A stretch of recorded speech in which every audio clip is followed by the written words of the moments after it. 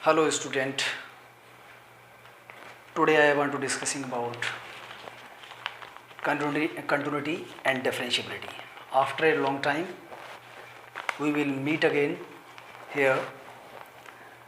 तो जैसा कि देखिए आपको पहले हमने जितने भी चैप्टर्स थे जैसा कि आपका डिटरमिनेंट था, मैट्रिक्स था वगैरह वगैरह और सेट थ्योरी से रिलेटेड टॉपिक था आपका रिलेशन एंड फंक्शन, वो हमने कंप्लीट करा दिए हैं। लेकिन अब जो टॉपिक है वो आपका है कंटिन्यूटी एंड डिफरेंशिएबिलिटी। लेकिन कंटिन्यूटी और डिफरेंशिएबिलिटी को पहले डिफाइन करने के लिए सबसे पहले मैं यहाँ पर जो 11th स्टैंडर्ड में आपका लिमिट का टॉपिक है उसको थोड़ा सा यहाँ पर डिस्कस करूँगा, क्योंकि कुछ यहाँ पर जो फर्स्ट प्रिंसिपल से डिफरेंशिएबिलिटी वाले क्वेश्चंस करने होंगे वहाँ पर आपको लिमिट अच्छी तरह से आनी चाहिए।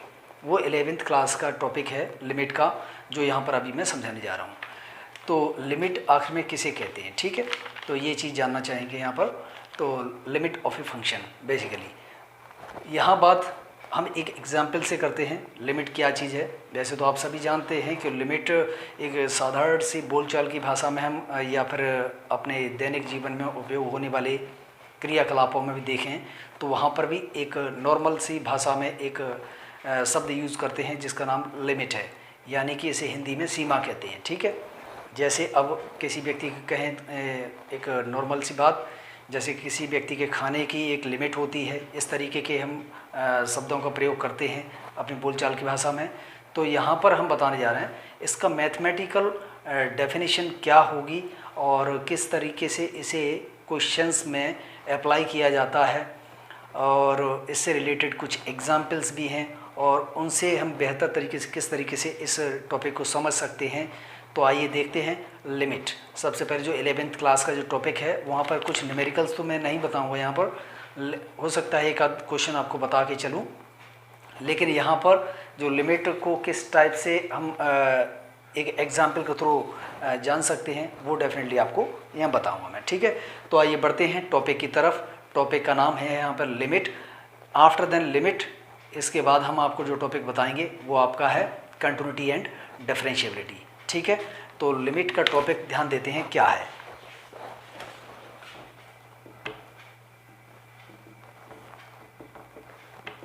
तो लिमिट बेसिकली देखा जाए हम कुछ एग्जाम्पल्स पे या फिर कुछ मैथमेटिकल टूल्स हैं उस पर हम फोकस करें। यहाँ पर आप देखते हैं कि 1/1 करते हैं। जैसे फॉर एग्जांपल के तौर पे 1/1 किया तो डेफिनेटली आपका क्या वैल्यू मिलेगा, 1 मिलेगा, ठीक है। लेकिन 1/2 करेंगे, इसमें डिवाइड करें तो ये निकल के आता है 0.5। इसी तरीके से 1/3 करेंगे तो क्या बनेगा 0. यहाँ पर 33, इस तरीके से बनेगा डॉट डॉट अप टू। और ऐसे ही हम 1/4 करते हैं तो ये बन जाता है 0.25, और 1/5 करते हैं तो ये बन जाता है आपका 0.20, और 1/6 करते हैं तो ये बनेगा आपका 0.18 एंड सोन। आप यहाँ देखते जा रहे हैं कि आखिर में ये आपको यहाँ पर क्या ऑब्ज़र्व होता है। तो देखिए यहाँ पर यदि आप ऑब्ज़र्व करेंगे किसी एक बात को तो वो ऑब्ज़र्व करने वाली ये है कि यहाँ पर जिस तरीके से डिनोमिनेटर में जो क्वांटिटी है यानी संख्या है वो बढ़ रही है, लेकिन जो उसका टोटल जो वैल्यू निकल के आ रहा है यानी न्यूमेरिकल वैल्यू निकल के आ रहा है वो कम होता जा रहा है। आप देखिए यहाँ पर यानी 1/, ये 1 है तो इसका जो है न्यूमेरिकल वैल्यू निकल के आ रहा है यहाँ पर 1 निकल के आ रहा है। लेकिन 1/2 कर दिया यानी ये क्वांटिटी बढ़ गई, लेकिन टोटल का जो होल वैल्यू है वो हमारा यानी कि इससे आधा रह गया। इसी तरीके से ये वैल्यू और बढ़ी, इसका वैल्यू इतना रह गया। तो एंडसोन हमने देखा ये जो वैल्यू है यहाँ पर इसको इंक्रीज़ कर रहे हैं और ये वैल्यू क्या है डिक्रीज होती जा रही है। तो इसका मतलब है इसकी लिमिट की हम बात करें यानी इसी तरीके से हम और इसे आगे तक बढ़ाते जाएं और देखेंगे कि धीरे धीरे ये वैल्यू हमारी क्या है कम होती जा रही है। तो इसका अर्थ क्या होता है, इसकी लिमिट क्या हो सकती है, यानी एट लास्ट हम बात करें एक फाइनली कि इसका वैल्यू और बढ़ा देने से फाइनली ये कहाँ तक जा सकती है।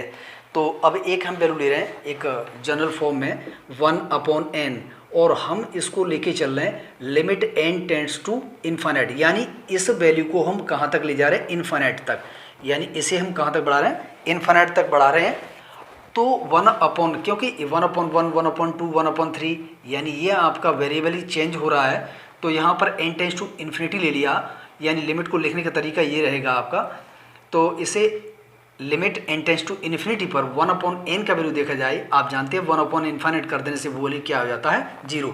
यानी कहने का मतलब ये है, ये आपका ये वैल्यू है, देख रहे हैं यहाँ पर सभी कम होते जा रहे हैं, कम होते जा रहे हैं, तो एट लास्ट कितना जा सकता है, यानी फाइनल हम जो बात करें तो एट लास्ट आपका 0 तक ही जा सकता है। तो 0 जो कहलाएगा इस 1/n का, यानी जो फंक्शन दे रखा है n टेंस टू इन्फिनिट पे लिमिट कहलाएगा। ये तो एक पहला एग्जाम्पल रहा एक तरह से। अब हम सेकंड एग्जाम्पल की बात करें तो वो कुछ इस तरीके से है कि एक हम सर्किल बनाते हैं, ठीक है, यानी कि हमने कोई एक सर्किल को प्लॉट किया, ये सर्किल है, ठीक है। तो यहाँ पर जो देखने वाली बात है, ऑब्जर्व करने वाली बात है, वो क्या है कि इसके अंदर हम कोई एक डायग्राम या कोई भी आकृति हम बनाते हैं, ठीक है, जो भी हम कोशिश करते हैं कुछ बनाने की। तो बात ये है कि उस डायग्राम का जो प्लॉट करेंगे उसका एरिया अधिक होगा या टोटल इसका अधिक होगा जो सर्किल हमने बनाया है, बात यहाँ पर आती है। तो ये आप खुद जो सोचिए, सपोज दैट मैं इसके अंदर एक ट्राइंगल बनाता हूँ, ठीक है, तो इस तरीके से मैंने इसके अंदर एक क्या बना दिया, एक ट्राइंगल बना दिया। अब क्वेश्चन आपसे ये है कि इस ट्राइंगल का एरिया ज़्यादा होगा या फिर इस टोटल सर्किल का ज़्यादा होगा। आप खुद अंदाज़ा लगाइए कि इसके अंदर जो बनी हुई आकृति है, डायग्राम है, तो यहाँ पर ट्राइंगल ये जो बना हुआ है आप देख रहे हैं इस तरीके से, तो इस ट्राइंगल का एरिया ज़्यादा होगा या फिर इस पूरे सर्किल का एरिया ज़्यादा होगा, आप ये बताइए। तो डेफिनेटली जो आंसर आपका आएगा वो ये आएगा कि इस सर्किल का एरिया ज़्यादा होगा और ट्राइंगल का एरिया कम होगा। दूसरा, इस आकृति को और हम बढ़ाने की कोशिश करते हैं, तो हमने एक काम किया कि इस आकृति को थोड़ा सा इससे पहले से, यानी ट्राइंगल की फॉर्म से इसे आगे बढ़ा दिया गया, बढ़ा देने से अब इस के एरिया की बात करते हैं। कहने का मतलब ये है, अब ये ट्राइंगल हटा दीजिए, अब आपकी जो इसके अंदर जो डायग्राम है हमने बनाया है वो ट्राइंगल से बड़ा बना दिया। अब यदि यहाँ पर बात की जाए कि इस जो डायग्राम जो हमने इसमें प्लॉट किया है सर्किल में, तो अब इस सर्किल का डायग्राम ज़्यादा होगा या फिर ये जो नई आकृति हमने बनाई हुई है उसका एरिया ज़्यादा होगा। तो यहाँ पर फिर भी आपका आंसर यही रहेगा कि इसका एरिया आपका ज़्यादा होगा, यानी सर्किल का एरिया ज़्यादा होगा और इस आकृति का एरिया कम होगा। इसको और भी हम आगे बढ़ाने की कोशिश करते हैं। तो देखिए इस तरीके से यहाँ देखा जाए, ऐसे करके इस तरीके से देखा जाए, आकृति को हमने और भी इसके अंदर बड़ा बनाने की कोशिश की है सर्किल के अंदर। तो अब बात किया जाए कि अब किसका एरिया ज़्यादा होगा, तब भी आपका आंसर यही रहेगा कि यहाँ पर सर्किल का एरिया इस आकृति से भी अधिक रहेगा। तो यहाँ पर अब बात ये आती है कि इसके अंदर, यानी सर्किल के अंदर कोई भी आकृति कितनी मैक्सिमम बनाई जा सकती है, मैक्सिमम कितने अधिक तक बनाई जा सकती है, या इतना कितने अधिकतम एरिया की बनाई जा सकती है इसके अंदर, तो वो आपका आंसर रहना चाहिए। वो क्या है कि इस सर्किल के अंदर एकमात्र सर्किल ही बनाया जा सकता है जो कि इसकी परिधि पर स्थित बिंदुओं को मिला देने से बनेगा। इस तरीके से हम छोटे छोटे बिंदुओं से मिलाकर बनाएंगे, जो सर्किल के बिंदु हैं तो उस पर रख के इस तरीके बना दें, तो डेफिनेटली वो आकृति और इस सर्किल का सर्किल जो बनाया है, इन दोनों का एरिया कितना हो जाएगा, मैक्सिमम, यानी इक्वल हो जाएगा। यानी कि हम बात करें कि सर्किल के अंदर बनी हुई आकृति का मैक्सिमम यानी अधिकतम क्षेत्रफल, एरिया कितना रह सकता है, वो वृत्त के क्षेत्रफल के बराबर रह सकता है, यानी कि एरिया ऑफ सर्किल के इक्वल हो सकता है। ये इसकी लिमिट कहलाएगी। यानी कि इसकी लिमिट क्या बन गई, यानी किसी भी आकृति, यानी जो आपका जो सर्किल बनाया हुआ है, इस सर्किल के अंदर कोई भी आकृति बनाई जाए तो उसका एरिया डेफिनेटली मात्र किसके इक्वल रह सकता है, एरिया ऑफ सर्किल के अंदर, सर्किल के बराबर रह सकता है। तो ये जो एरिया है वो क्या कहलाएगा, लिमिट कहलाएगा। तो इसी तरीके से हम बात करते हैं, एक साधारण सा एग्जाम्पल है बहुत ही सिंपली उसको थोड़ा सा समझाया जा सकता है, रिलेटेड इसी से है। यदि सपोज दैट कोई भी व्यक्ति गाय चराने के लिए खेत में जाता है तो देन उसको एक बड़े से रस्से से बांध दिया जाए और उसे किसी एक स्थान पर एक लकड़ी के सहारे उस रस्सी को बांध दिया जाए और एक उसका जो सिरा है वो गाय का बांध दिया जाए। तो अब यहाँ बात देखने की ये है कि आखिर में वो कितना मैक्सिमम एरिया की घास को खा सकती है। तो आपका आंसर रहना चाहिए, एग्जाम्पल हम देखें इस तरीके से, वो क्या है, जैसे कि हमने एक रस्सी ली, वो यहाँ पर इस जगह बांध दी, एक जो गाय है वो इस जगह उसके रस्सी में बांध दी, ठीक है। तो यानी कि इस रस्सी को हमने क्या किया, इस गाय के गले में बांध दिया। तो अब ये मैक्सिमम कितना एरिया की घास को खा सकती है। तो आंसर आपका रहना चाहिए कि ये इस तरीके के एरिया को ही कवर कर पाएगी। कहने का मतलब है इस तरीके से,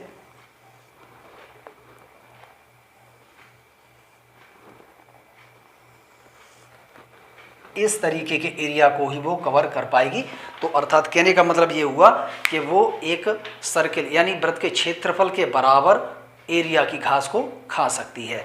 तो ये इसकी क्या कहलाएगी, लिमिट कहलाएगी। तो इस तरीके के हमारे एग्जाम्पल्स हैं जो देखने को मिलते हैं लिमिट से रिलेटेड। अब दूसरी एक लैंग्वेज में यहाँ पर कुछ कहते हैं, जैसे कि कुछ फॉर्म्स होती हैं जिन्हें हम इनडिटर्मिनेट फॉर्म कहते हैं। तो इनडिटर्मिनेट फॉर्म कौन सी होती हैं, जो फॉर्म आपकी दे रखी है और उसको हम डिटरमाइन न कर पाएँ तो वही हमारी फॉर्म क्या कहलाती हैं, इनडिटर्मिनेट फॉर्म कहलाती हैं। इनडिटर्मिनेट,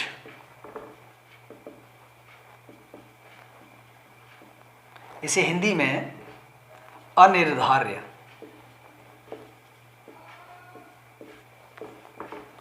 स्थिति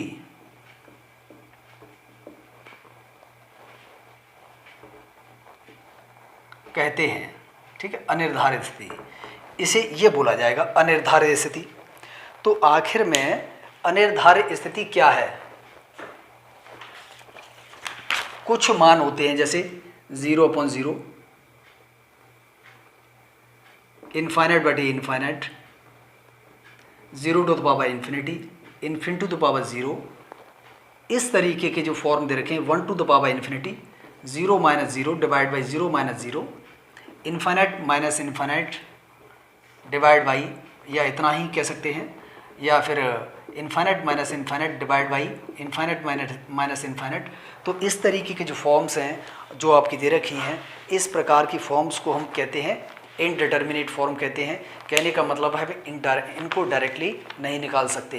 तो इनको फाइंड करने के लिए एक आपको प्रोसेस करनी पड़ेगी, जो लिमिट का जो कॉन्सेप्ट है वो समझना पड़ेगा, जिसके हेल्प से आप इनको निर्धारित कर सकते हैं, दैट मीन्स इसको डिटरमाइन कर सकते हैं। यही आपका लिमिट का टॉपिक कहलाता है। तो यहाँ पर इसको और डिटरमाइन करने के लिए इससे रिलेटेड जो न्यूमेरिकल्स हैं वो दे रखे हैं, उनमें आपको ट्रिग्नोमेट्री और कुछ एल्जेब्रिक फॉर्म्स उनकी हेल्प लेनी पड़ेगी। तो उनके कुछ एक्सपेंशंस हैं, तो वो एक्सपेंशन किस टाइप से दे रखे हैं, जैसे कि यहाँ पर e की पावर x, उससे पहले 1 + x whole to the power n, इसका जो एक्सपेंशन होता है वो क्या होता है, 1 + nx + n(n-1) divide by factorial 2 into x² plus n(n-1) n-2 divide by factorial 3 into x³ plus up to dot dot. इस तरीके से आपका e की पावर x का आपने एक्सपेंशन पढ़ा होगा। तो इसका एक्सपेंशन होता है 1 + x divide by factorial 1 plus x² divide by factorial 2 plus x³ divide by factorial 3 plus up to dot dot up to infinite तक इसके एक्सपेंशन होते हैं। ऐसे ही e की पावर -x की बात करें तो उसका भी 1 - x divide by factorial 1 plus x² divide by factorial 2 minus x³ divide by factorial 3 plus up to dot dot. ये भी आपका एक्सपेंशन जितने भी हैं सब इन्फिनिट टाइम्स तक हैं। तो ऐसे ही आपका a की पावर x है, तो इसका एक्सपेंशन 1 प्लस a यहाँ पर X log A base E divide by factorial 1 यहाँ पर लिख सकते हैं, plus X square divide by factorial 2 into log A base E का whole square plus up to डॉटर। इसी तरीके से इसे आगे बढ़ाया जा सकता है। ऐसे ही आपका नेक्स्ट जो आता है वो है 1 प्लस एक्स, अच्छा इसका लिख दिया मैंने यहाँ पर। इसके बाद आता है लॉग के, तो लॉग में आपके दे रखिए 1 प्लस एक्स, इसका जो वैल्यू होता है X minus X square upon 2 plus X cube divide by 3 minus X to the power 4 upon 4। यहाँ पर इन सब में किसी में भी फैक्टोरियल नहीं होता है। तो इसी तरीके से लॉग में 1 माइनस एक्स का एक्सपेंशन होता है minus X square upon 2 minus X Q upon 3। ये टोटल जितने भी होते हैं वो सभी नेगेटिव में यानी माइनस में होते हैं, तो upon 4 up to dot dot. ऐसे ही यहाँ पर साइन एक्स यानी ट्रिग्नोमेट्रिक एक्सपेंशन है, इसका X minus X cube divide by factorial 3 plus X to the power 5 upon factorial 5 plus up to dot dot, इस तरीके से रखा है। ऐसे ही कॉस एक्स का जो एक्सपेंशन होता है 1 minus X square divide by factorial 2 plus X to the power 4 upon factorial 4 plus up to dot dot up to infinite term तक। तो ये एक्सपेंशन हो गया। एक लास्ट आपका जो बचा है वो एक ट्रिग्नोमेट्रिक में जो होता है वो 10x का होता है।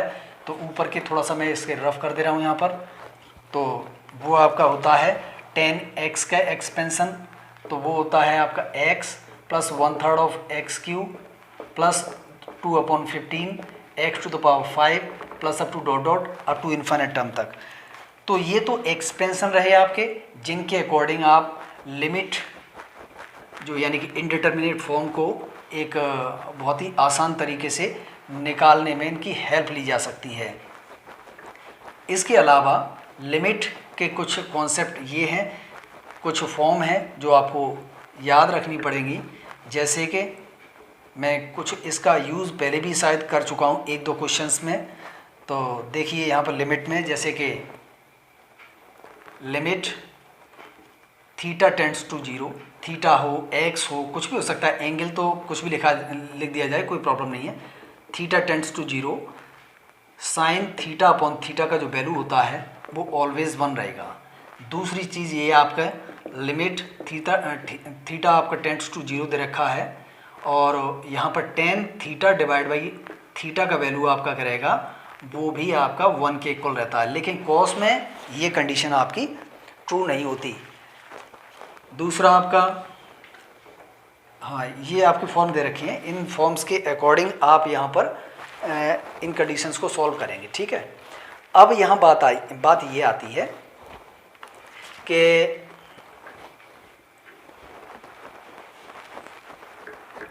कुछ क्वेश्चंस दे रखे हैं लिमिट के, जो आप किस तरीके से फाइंड आउट करेंगे। तो उनको हम लेके यहाँ पर चलते हैं। जो लिमिट के कुछ क्वेश्चंस तो वो किस तरीके के हैं वो ध्यान दे लीजिए। जैसे कि for example limit x tends to 2 X square minus 4 upon X minus 2, इस तरीके का कोई भी आपका इनडिटर्मिनेट फॉर्म लिखी हुई है जिसको आपको फाइंड आउट करना है। अब किस तरीके से करेंगे ये एक बड़ी बात है। तो जैसा कि मैंने आपको ये चीज़ें बताई हैं, जो अभी फॉर्म बताई थी उसका यूज़ कर सकते हैं, या फिर आप यहाँ पर एल्जेब्रिक फॉर्म है, एल्जेब्रिक आपके फॉर्मूले हैं उनका यूज़ कर सकते हैं, जिनकी हेल्प से आप इसकी लिमिट फाइंड कर सकते हैं। लेकिन किस तरीके से, आप सबसे पहले पहचानेंगे कैसे कि ये इनडिटर्मिनेट फॉर्म है जिसकी हमें जो है उसको डिटरमाइन करना है। तो इसकी पहचान में सबसे पहले तो ये है कि आप चेक करें यहाँ पर लगा के कि ये नहीं निकल रही है। तो जैसे 2 को लगाइए x की प्लेस पे डायरेक्ट, तो देखिए x की प्लेस पे लगाएंगे तो 2 का स्क्वायर करेंगे वो 4 हो जाता है। डेफिनेटली यहाँ पर x का जो एक्स स्क्वायर पे वैल्यू 4 हो गया, माइनस ये 4 डिवाइड बाई यहाँ पर 2 माइनस 2, यानी कर देने से क्या निकल के आएगा 0/0। तो 0/0 एक इनडिटर्मिनेट फॉर्म होती है, जैसा कि मैं पीछे आपको बता चुका। यानी इसका वैल्यू कितना आएगा कोई नहीं जानता इस बात को, लेकिन इसको हमें डिटरमाइन करना है, यही आपकी क्या कहलाएगी, लिमिट कहलाएगी। लेकिन किस तरीके से करेंगे, अब यहाँ पर देखिए हम एक काम करते हैं, इसका एल्जेब्रिक फॉर्मूला यूज़ करते हैं इस जगह। वो ये है एक्स स्क्वेयर माइनस 4 को लिख सकते हैं, 2 का स्क्वेयर लिख सकते हैं, यानी x माइनस 2। यहाँ पर आपको माइंड ये लगाना है कुल मिला के कि आप इस टाइप की कोई भी फॉर्म आ रही है उसको यहाँ से ख़त्म करना है। कैसे करेंगे? इसको लिख सकते हैं x टेंड्स टू 2 और x माइनस 2 x प्लस 2, यानी ये वाला फॉर्मूला इसमें अप्लाई किया जा सकता है, x माइनस 2, इससे कैंसिल हो गया। अब यहाँ पर x इज इक्वल टू 2 लगा दीजिए, तो जैसे लगाएंगे तब देखते हैं क्या निकल के आता है, 2 प्लस 2, दैट मीन्स एक फाइनाइट वैल्यू निकल के आई है। तो जब फाइनाइट वैल्यू निकल के आ गई है, यही आपके क्या कहलाएगी, लिमिट कहलाएगी। तो इस टाइप के न्यूमेरिकल्स जो दे रखे हैं लिमिट में करने के लिए, इस तरीके से उन्हें किया जा सकता है, बहुत ही आसान तरीके से हैं। विस्तृत रूप से आप 11वीं क्लास में इसका एक टॉपिक बना दिया जाएगा जिसे आप यहाँ पर लिमिट के रूप में कर सकते हैं। तो ये तो रहा टॉपिक आपका लिमिट का, लिमिट को करने का, लिमिट के कई क्वेश्चंस को करने के क्या क्या तरीके होंगे, तो वो इन फॉर्मूले अभी लिखाए थे वो यहाँ पर यूज़ किए जा सकते हैं और इसके अकॉर्डिंग हम लिमिट के टॉपिक को बहुत आसानी से या उसके कॉन्सेप्ट को बहुत आसानी से समझ सकते हैं। इसके बाद जो नेक्स्ट अपने आगे जो वीडियो आपका आएगा वो आपका limit and continuity and differentiability पे डिपेंड होगा। तो किस तरीके से वहाँ पर न्यूमेरिकल्स आते हैं, तो आई होप आपके जो है ये टॉपिक यानी कि लिमिट का अच्छी तरह समझ में आया हुआ। और इसका जो यूज़ रहेगा वो किस में रहेगा, आपका जो कंटिन्यूटी वाले चैप्टर में रहेगा। तो कंटिन्यूटी एंड डिफरेंशिएबिलिटी दोनों में इसका यूज़ आएगा लिमिट निकालने के लिए, यानी कुछ फंक्शंस दे रखे होंगे और उसमें किस तरीके से हम जो है लिमिट का यूज़ करते हैं वो चीज़ आपको बता दी जाएगी। ठीक है, तो मिलते हैं नेक्स्ट अगले वीडियो में, यानी कि जो टॉपिक का नाम बताया मैंने आपको, कंटिन्यूटी एंड डिफरेंशिएबिलिटी। तो और बाकी इससे रिलेटेड यदि कोई भी आपकी क्वेरीज होती है, कोई क्वेश्चंस होता है, तो डेफिनेटली आप मुझे कमेंट बॉक्स में कमेंट करके बताएं और वीडियो को अधिक से लाइक, शेयर एंड कमेंट करें इस पर, और सब्सक्राइब ज़रूर कर दें। तो देखिए नेक्स्ट मिलते हैं आपके अगले टॉपिक में।